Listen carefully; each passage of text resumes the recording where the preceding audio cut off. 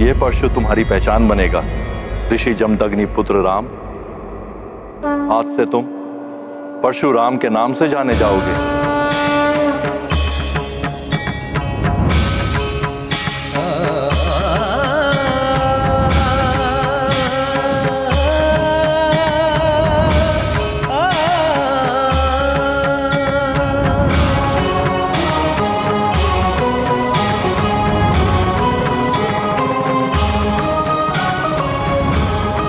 ओम नमः शिवाय।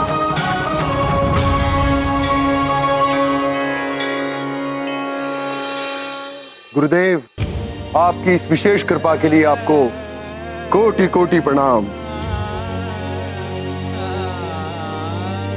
ये परशु सदैव अन्याय एवं न्याय के अंत के लिए तत्पर रहे।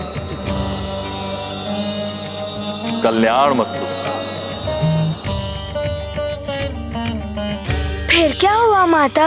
क्या प्रभु श्री परशुराम ने भोले बाबा से युद्ध कला का प्रशिक्षण लेने के पश्चात उस अत्याचारी राजा कार्तवीर्य का वध कर दिया? पुत्र, शक्ति प्राप्त करने का ये अर्थ नहीं है कि अकारण किसी का भी वध कर दिया जाए। दीर्घ गंभीर रहने वाले प्रभु परशुराम को भविष्य में एक कड़ी परीक्षा का सामना करना था। प्रशिक्षण पूर्ण करने के पश्चात प्रभु परशुराम अपने पिता ऋषि जमदग्नि के आश्रम में यज्ञ अनुष्ठान एवं पूजा अर्चना करते हुए शांति पूर्वक जीवन व्यतीत करने लगे। माता, ऐसा क्या हो गया था जो प्रभु श्री परशुराम जी के शांत जीवन को अशांत कर गया?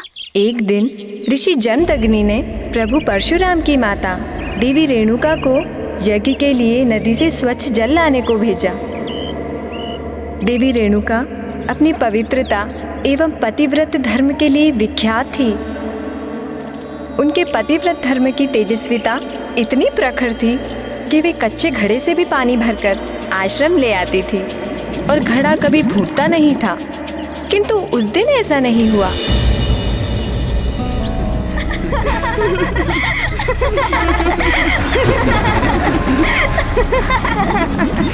इस निर्जन वन में हंसने की ध्वनि।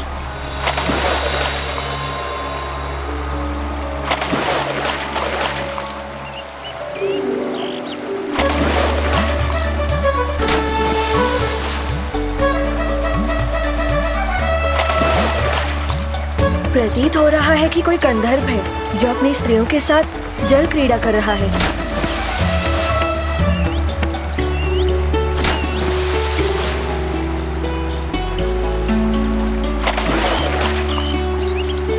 बड़ा ही आनंददायी है इनका ये मनोविनोद।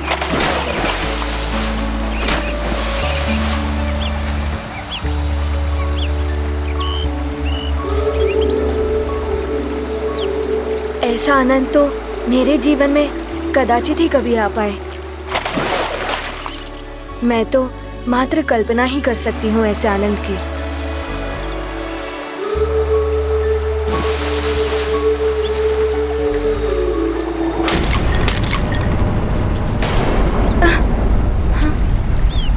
ये क्या हो गया? आज ये घड़ा कैसे फूट गया?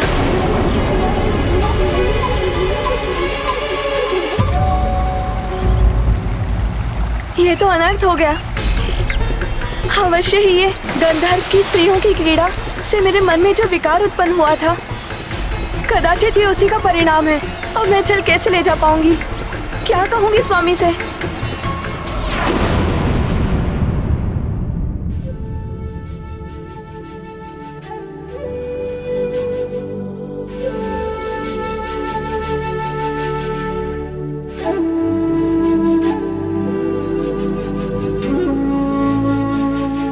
इतना विलंब क्यों हो रहा है? देवी रेणुका आज अभी तक जल लेकर नहीं लौटी? पिताश्री, मैं देख कर आता हूँ कि माँ कहाँ रह गईं। तुम्हें कहीं जाने की आवश्यकता नहीं है पुत्र वसु। मैं अभी ध्यान योग के द्वारा देख लेता हूँ कि क्या हुआ है।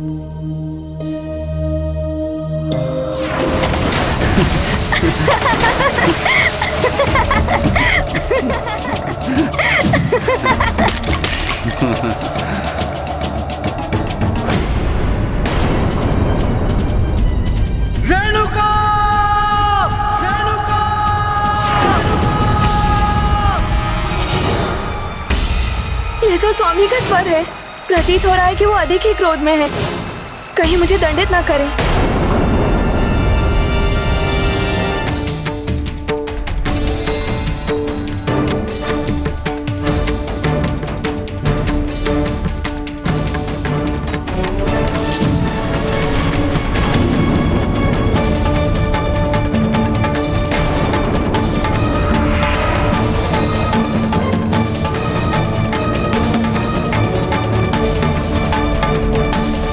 क्षमा करें स्वामी, मैं आज जल नहीं ला पाई।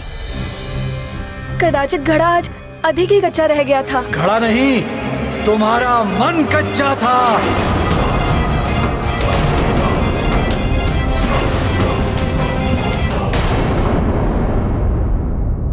जब मन ही दूषित हो गया था तो तुम स्वच्छ जल कैसे लाती? नहीं स्वामी, मुझ पर विश्वास कीजिए, मैं अब भी अग्नि की भांति पवित्र हूँ। ना जाने ये कैसे हो गया। बस, बस, बस। मुझे सब ज्ञात है कि क्या हुआ और क्या नहीं।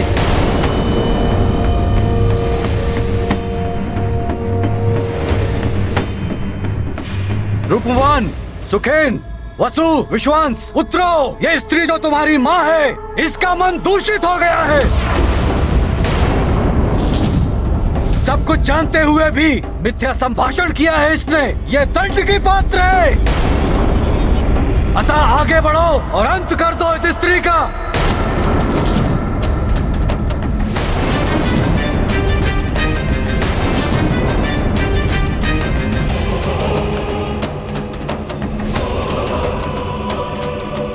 ये आप क्या कह रहे हैं पिताश्री?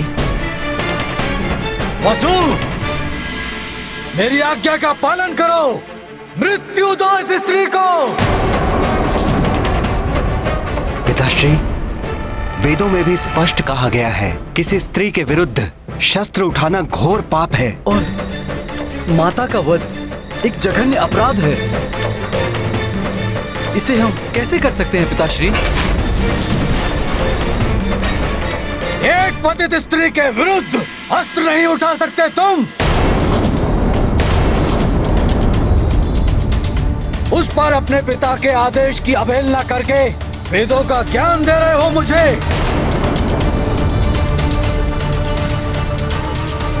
वेदों में तो यह भी लिखा है कि अपने पिता की आज्ञा का पालन न करना घोर पाप होता है।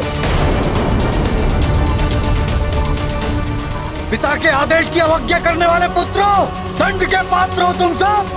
मेरा आदेश सुनकर भी तुम सब शिला की भांति मौन एवं स्थिर रहे।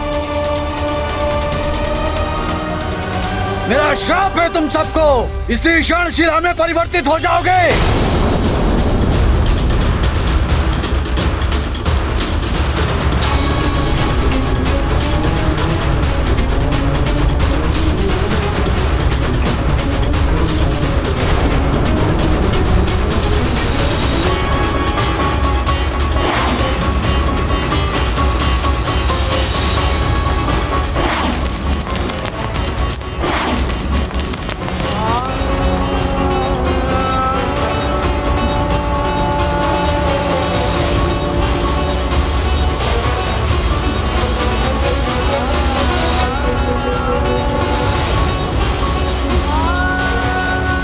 क्या किया आपने स्वामी?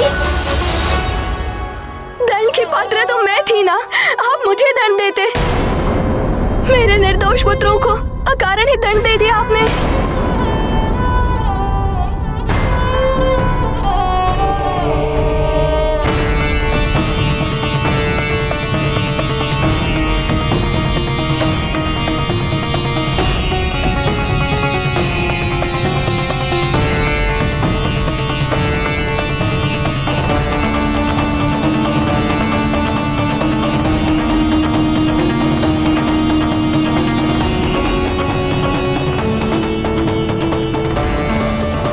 प्रणाम पिताश्री।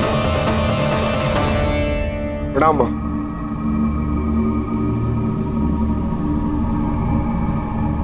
ये क्या, मेरे सभी बड़े भ्राता शिला में परिवर्तित हो गए?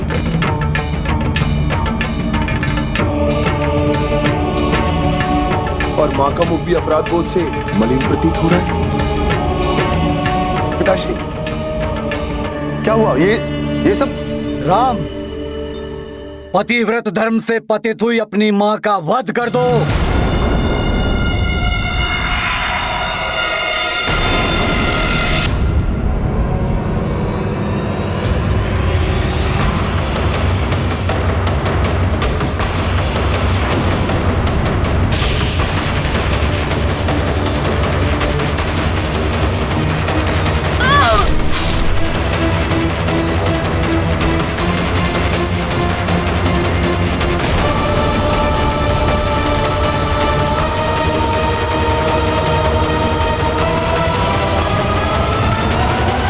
क्या माता, ऐसा कैसे कर सकते हैं प्रभु? उन्होंने अपनी माता का ही वध कर दिया। हनुमान, जिस प्रकार तुम ये सब सुनकर हतप्रभ हो गए हो, उसी प्रकार ऋषि जमदग्नि भी हतप्रभ हो गए थे। उन्हें समझ ही नहीं आ रहा था कि अचानक ये सब क्या हो गया।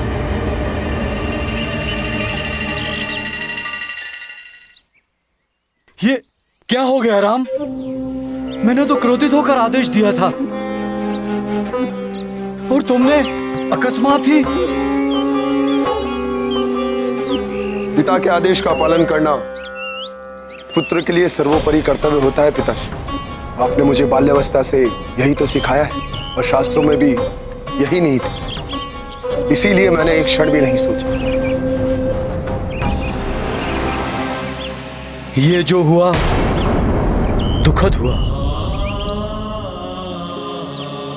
किंतु तुम्हारी पितृभक्ति, मेरे प्रति तुम्हारा समर्पण एवं विश्वास अतुलनीय है। मेरे आज्ञाकारी पुत्र राम, तुम अब मुझसे अपनी इच्छा अनुसार वरदान प्राप्त करने के अधिकारी हो गए हो पुत्र। तो वरदान में मुझे मेरी माँ का जीवन और मेरे भ्राताओं की पूर्व स्थिति चाहिए। पिताश्री, मुझे विश्वास है कि आप अपने तपोबल से उन्हें जीवन प्रदान कर सकते हैं। उचित है पुत्र।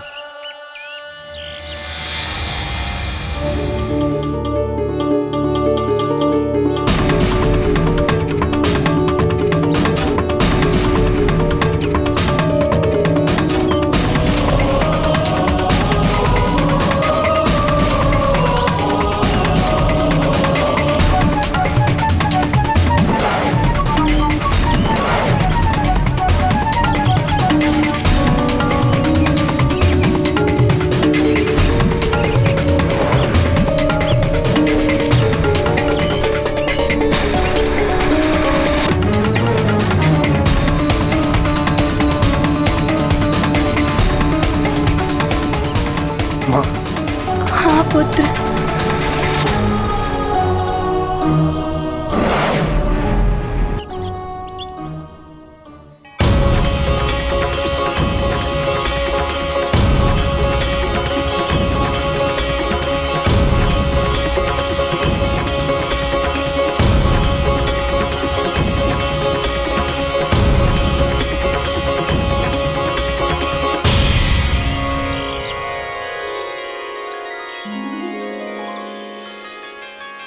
पुत्रों,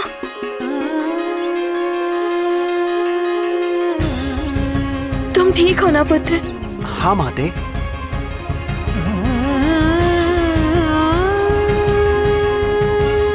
अब आप सब ठीक हो भ्राताओं?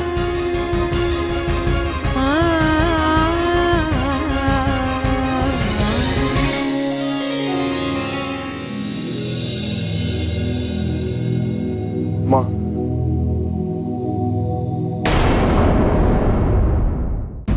मुझे मेरे कृत्य के लिए क्षमा कीजिए माँ। मुझे दुख है कि एक पुत्र होकर मैंने। पुत्र,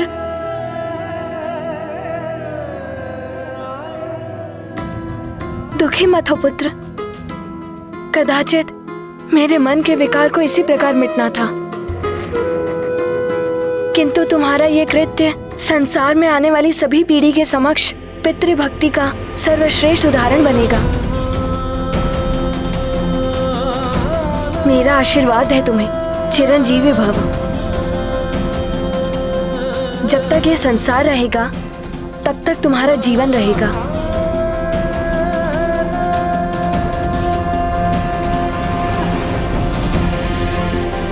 पुत्र,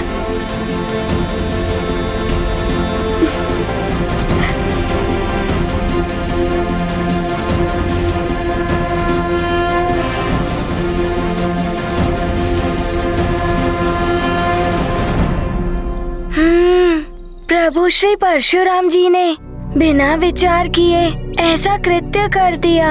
मैं तो ऐसे कृत्य के बारे में अपनी कल्पना में भी नहीं सोच सकता माता। परशुराम के ये कृत्य एक पुत्र की कर्तव्य निष्ठा का चरमोत्कर्ष है हनुमान। कि पिता के आदेश का पालन करने में किसी भी प्रकार की सोच विचार की आवश्यकता नहीं होती। उन्होंने जो किया वो कल्पना से परे था, अपितु उन्हें जो प्राप्त हुआ वो कल्पनातीत था। फिर क्या हुआ माता? सहस्त्र भुजाओं वाले राजा कार्तवीर्य से परशुराम जी का सामना कैसे हुआ? ऋषि जमदग्नि अपने परिवार के साथ सुखद समय व्यतीत कर रहे थे। फिर एक दिन प्रभु परशुराम वन में लकड़ियां लेने गए हुए थे। उस समय क्रूर राजा कार्तवीर्य अर्जुन अपनी सेना के साथ उनके आश्रम के निकट से निकला और आश्रम को देख वे अशिष्टता पूर्वक अपने सैनिकों के साथ उसमें प्रविष्ट हो गया। देवी रेणुका ने अपने राजा का सत्कार करने के लिए उन्हें भोजन ग्रहण करने को कहा। उन्होंने स्वयं और अपने संपूर्ण सेना के लिए 36 प्रकार के भोग की मांग कर डाली और देवी रेणुका ने उन्हें उनकी इच्छा अनुसार भोजन कराने का वचन दे दिया। माता, ये देवी रेणुका ने कैसा असंभव सा वचन दे दिया था राजा कार्तवीर्य को। सहस्त्रों लोगों का भोजन, वो भी 36 व्यंजन। ये एक आश्रम में कैसे संभव हो सकता था माता? सहस्त्रों लोगों का भोजन, वो भी 36 व्यंजन। ये एक आश्रम में कैसे संभव हो सकता था माता? पुत्र, तुम्हें स्मरण है मैंने तुम्हें कामधेनु गौ के बारे में बताया था?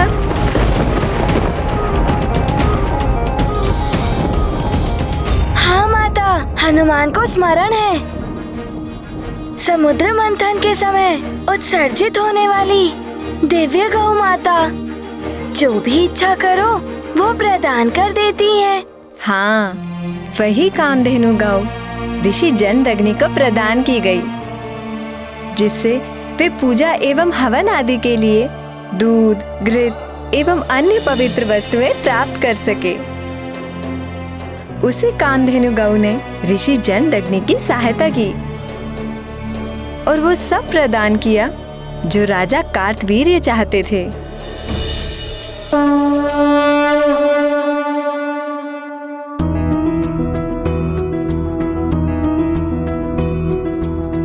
ऋषि नृप का करने सत्कारा, कामधेनु से करे गुहारा। सुरभि गौ देवे मन वांछित, 36 पकवान उपस्थित। पुत्र सहित रेणुका माई, थाल अतिथि गण के सजाई। राजन सैन्य बल संग आए, भोज किए और तृप्ति पाए। तो इस दिव्य गौ ने इन्हें ये भोजन सामग्री, आसन आदि प्रदान किए हैं। इसका अर्थ ये है कि ये इच्छा पूर्ति दिव्य गौ है, कुछ भी मांगा जा सकता है इससे। ऋषिवर,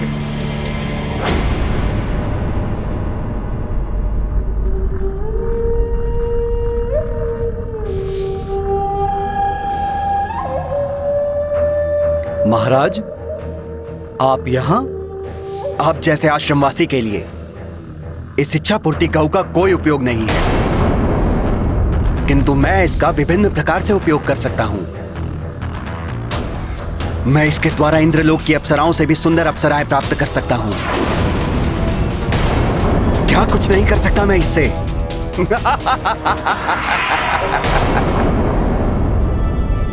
ये दिव्य गाय मुझे धार्मिक अनुष्ठानों में सहायता प्राप्त करने के लिए देवताओं द्वारा प्रदान की गई है, सांसारिक सुख के वस्तुओं की प्राप्ति के लिए नहीं। ये आपको नहीं दी जा सकती महाराज। महर्षि जमदग्नि, ना सुनने का स्वभाव नहीं है मेरा। मैं यहाँ का राजा हूँ और इस राज्य की हर वस्तु मेरी संपत्ति है। तो आप मुझे ना करने का दुस्साहस नहीं करें तो उचित होगा। राजन, इस आश्रम पर और विशेष रूप से इस दिव्य गौ पर आपका या और ना किसी अन्य का कोई अधिकार बनता है। ऋषिवर,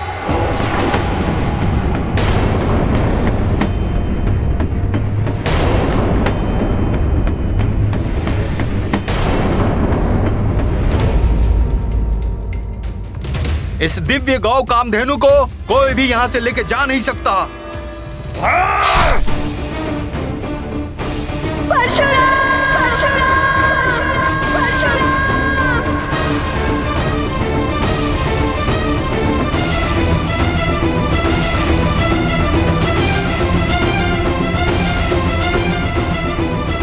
आवेश में आकर कोई भी कार्य नहीं करना चाहिए, परिणाम अच्छा नहीं होता है।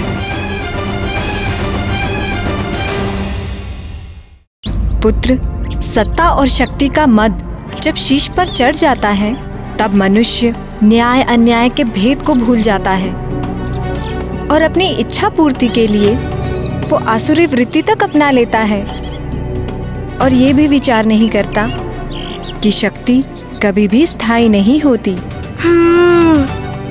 मद मनुष्य को पतन के मार्ग पर ले जाता है माता। कार्तवीर्य अर्जुन के साथ भी ऐसा ही हुआ। शक्ति से मदान कार्तवीर्य ने उसे रोकने वाले जमदग्नि के पुत्रों एवं जमदग्नि का वध करने की आज्ञा अपने सैनिकों एवं पुत्रों को दे दी। ये तो बड़ा ही अनर्थ हो गया माता। हाँ पुत्र, विनाश काले विपरीत बुद्धि। जब तक ऋषि जमदग्नि कुछ कर पाते, कार्तवीर्य के पुत्रों एवं सैनिकों ने देवी रेणुका के समक्ष ही ऋषि जमदग्नि एवं उनके पुत्रों का वध कर दिया और कामधेनु गाय को बलपूर्वक खींच कर ले गए। देवी रेणुका अपने पति एवं पुत्रों के शव देखकर आर्तनाद हो उठी और पुकार उठी अपने 5वें पुत्र परशुराम को। माता,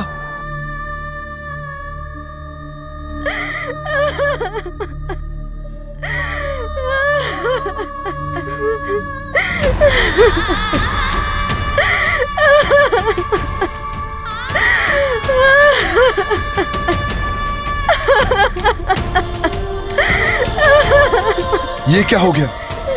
ये महाविनाश जैसे कोई भूचाल आया हो। दिव्य गौ कामधेनु भी नहीं है।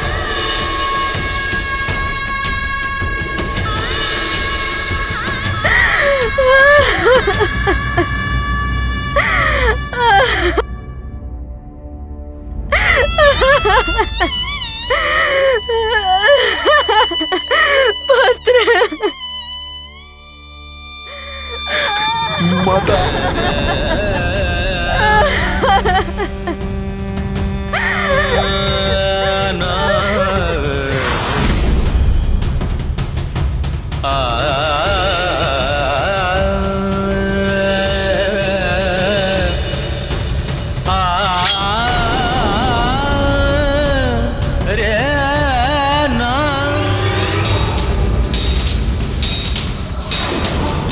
कार्तवीर्य अर्जुन, मैं जमदग्नि पुत्र परशुराम शपथ लेता हूं, मैं अपने पिता की इस निर्जीव देह की तुम्हारे वंश का समूल नाश करूंगा। मैं जितने आघात तुमने मेरे पिता और भाइयों की देह पर किए हैं, उतनी बार मैं तुम जैसे अभिमानी और अत्याचारी राजाओं का संहार करूंगा। इस धरा से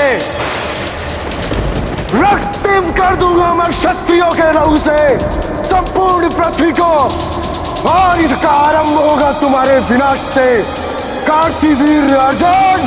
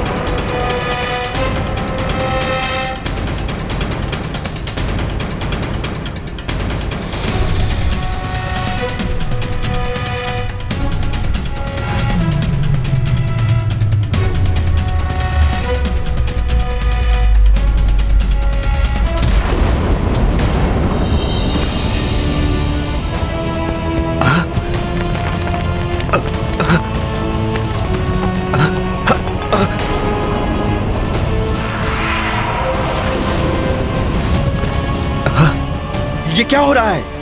अकस्मात ये भूकंप? दुष्ट! अभिमानी कार्तिवीर अर्जुन, निकल कर आओ अपने राजमहल से बाहर। निरीह और निहत्थे ऋषियों का वध करने वाले क्रूर कार्तवीर, मैं परशुराम आज तुम्हारे वंश का समूल नाश करूंगा।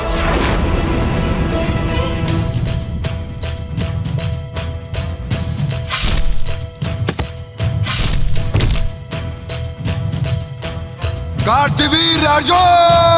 किसकी ललकार है ये?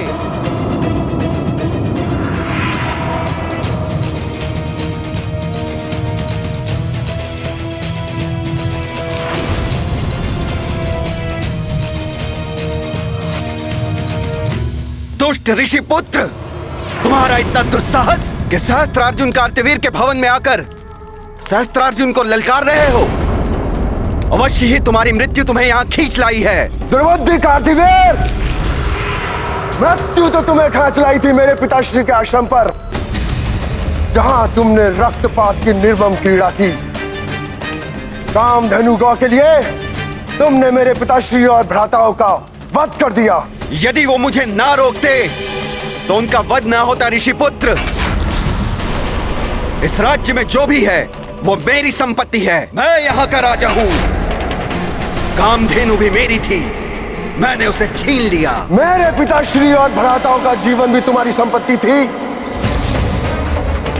इसीलिए छीन लिया तुमने उनका जीवन। नहीं कार्तिवीर, मूल्य चुकाना होगा तुम्हें रक्त से रक्त का, और ये मूल्य चुकाएगा तुम्हारा सारा वंश। ऋषि पुत्र बहुत बढ़ चढ़कर बोल रहा है। समाप्त कर दो इसे और पहुंचा दो इसे इसके पिता और भ्राताओं के पास।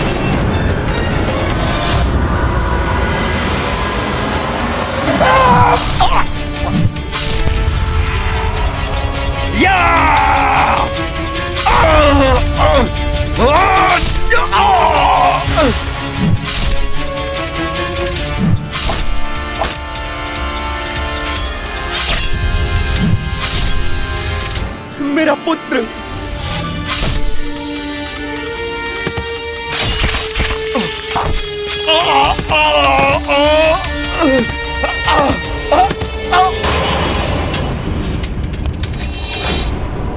मूल्य चुकाना होगा तुम्हें मेरे पिता के रक्त का।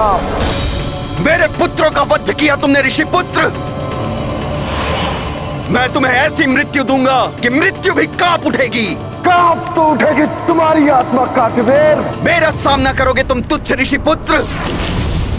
सहस्त्रबाहु हूं मैं, सहस्त्रार्जुन कार्तिवीर्य।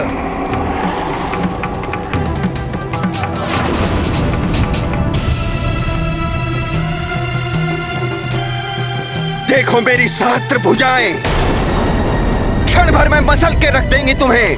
गरजने वाले मेघ बरसते नहीं है कार्तिवीर। तुम्हारी ये सहस्त्र भुजाएं लता वल्लरियों की तरह काट कर रख देगा मेरा परसों। आओ दिखाओ अपनी सहस्त्र भुजाओं का बल।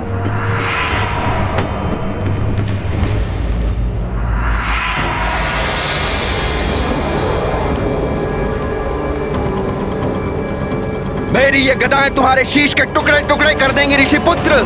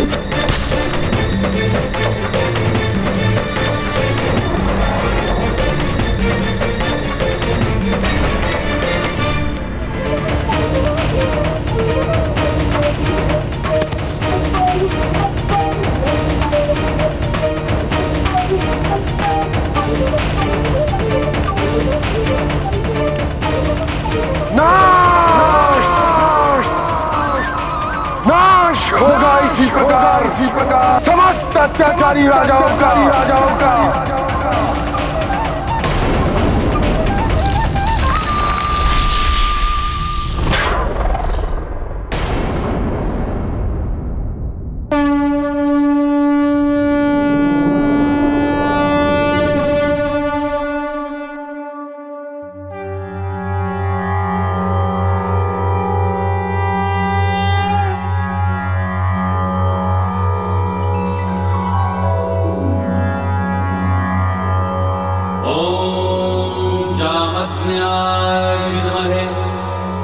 महावीराय महातत्वाय धीमहि तन्नो परशुरामः प्रचोदयात्।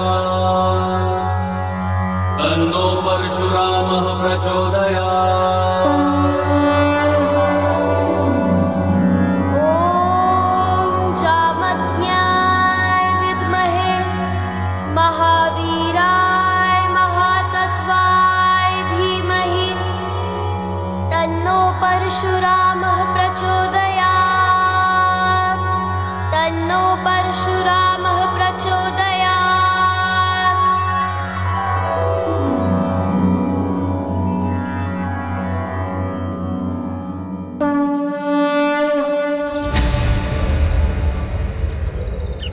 कार्तवीर्य के वध के पश्चात प्रभु परशुराम ने मात्र एक बार नहीं 21 बार संपूर्ण पृथ्वी को अत्याचारी राजाओं से विहीन किया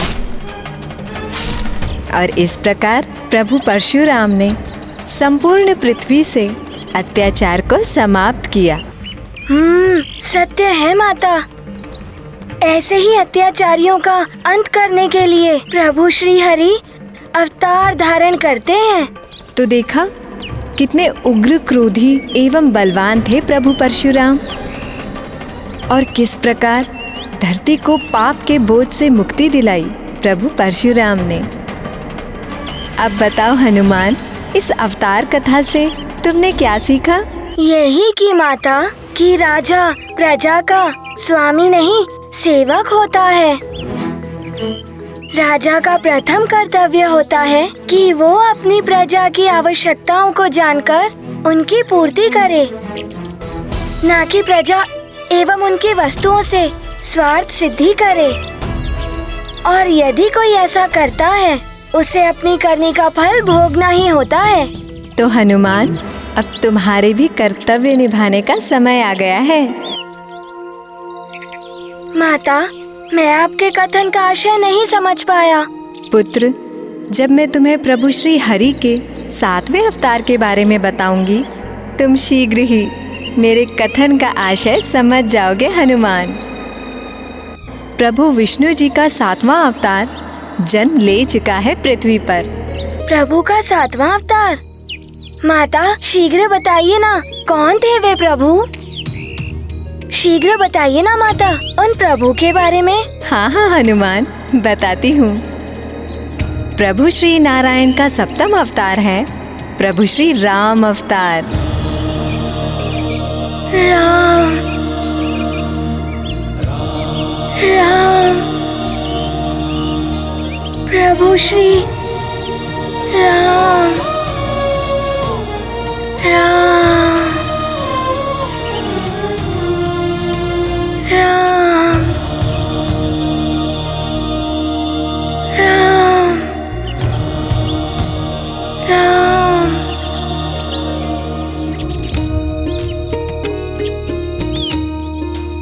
ये नाम तो जैसे हनुमान के हृदय पर अंकित है माता। ऐसा क्यों प्रतीत हो रहा है हनुमान को जैसे राम नाम जन्म जन्मांतर से उससे संबंधित है माता। राम राम राम। हरि नाम बजने से जो सुख प्रहलाद जी को प्राप्त हुआ था, वही सुख प्रभु श्री राम नाम के स्मरण एवं उच्चारण से हनुमान को उसी सुख का अनुभव हो रहा है। राम राम। मुझे ज्ञात है पुत्र, प्रभु राम से अपनी भेंट की स्मृति तुम भूल चुके हो, परंतु प्रभु मिलन का दिव्य अनुभव, उससे उत्पन्न भक्ति की उमंग कोई कैसे भूल सकता है। तुम्हारे हृदय के कण कण में व्याप्त है वो। माता, हनुमान को बताइए ना, राम नाम के प्रति ऐसा अमित आकर्षण क्यों है हनुमान को? राम राम, ऐसा प्रतीत होता है हनुमान के हृदय से भक्ति की निर्मल धारा फूट पड़ी हो, जो अश्रु बनकर उसके नेत्रों से प्रवाहित हो रही हो। पुत्र, प्रभु श्री राम की सेवा, उनकी भक्ति ही तुम्हारी नियति है। संभव है इसीलिए तुम प्रभु राम नाम से इतने प्रभावित हो। आपके वचन अत्यंत सुखदायक है माता।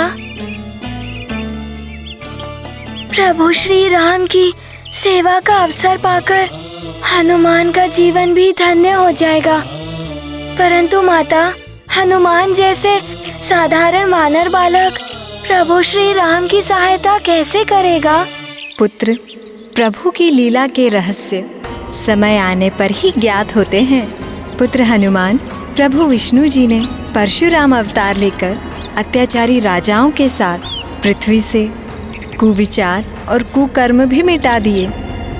परंतु जैसे जैसे त्रेता युग में और समय व्यतीत हुआ, मनुष्य जाति पुनः अधर्म और दुराचार में लिप्त होने लगी। अधर्म माता?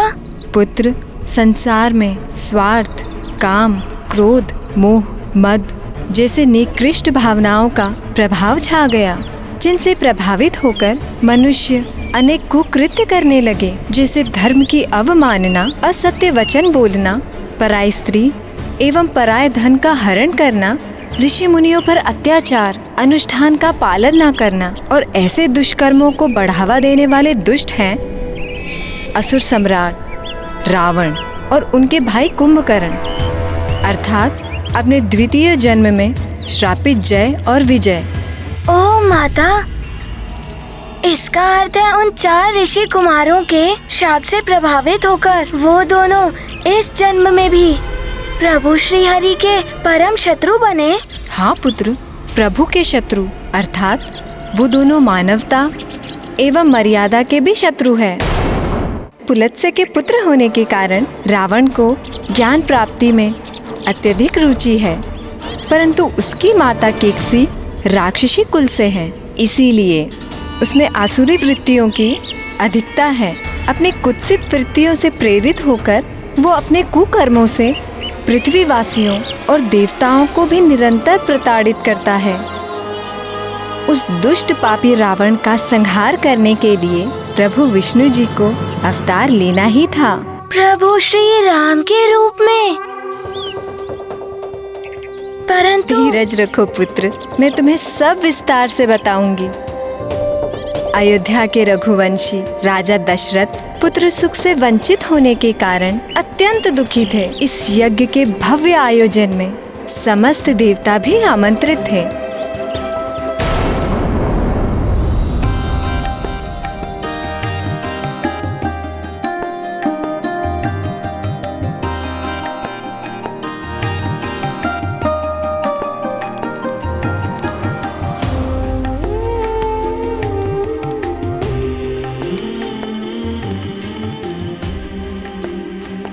हे प्रभु ब्रह्मदेव, दुष्ट रावण अपनी समस्त सीमाएं लांघ चुका है। शीघ्र उसका अंत नहीं किया तो। देवराज इंद्र, आप निश्चिंत रहिए।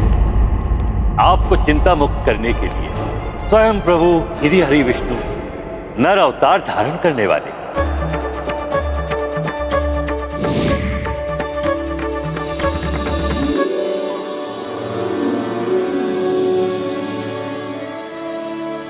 प्रणाम ब्रह्मदेव। देवेंद्र, प्रभु ब्रह्मा जी से प्राप्त वरदान के अनुसार दुष्ट रावण का अंत मात्र कोई नर या वानर ही कर सकता है। इसीलिए महाराज दशरथ के इस यज्ञ के पूर्ण होने पर मैं उनके ज्येष्ठ पुत्र के रूप में जन्म लूंगा और दुष्ट रावण का संहार करूंगा।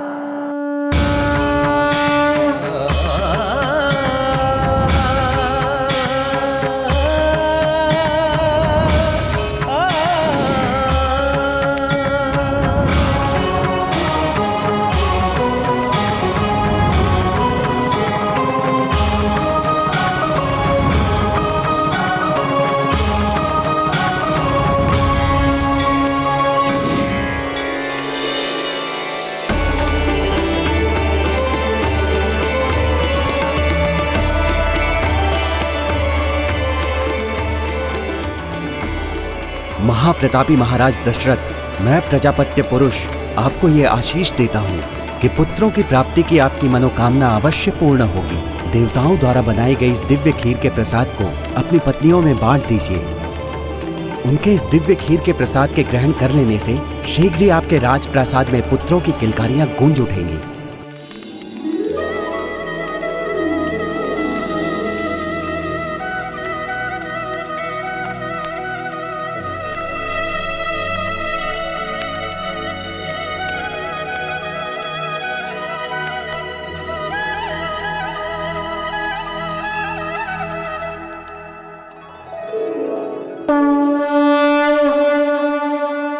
ज्ञान व्यक्ति को संपूर्ण और समर्थ बनाता है और उचित मार्ग की ओर अग्रसर करता है।